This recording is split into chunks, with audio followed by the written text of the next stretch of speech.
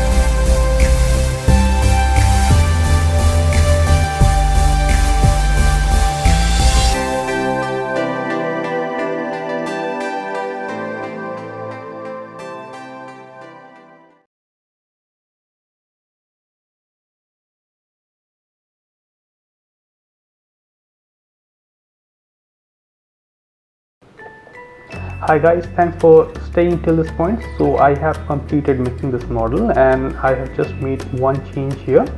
So the set provides the parts for a 3-volt battery box, but I replaced it with a 6-volt box which I already had. So now the Jeep is going to be double as fast and double the fun. So I hope you have liked the video. The Jeep really works nicely, and apart from the obvious fun, I think I'm going to use it for toy photography and maybe post a few pics on Instagram and Facebook. So if you're not following me on those platforms, please do so. The link will be in the description, and until we meet next time, take care and stay safe.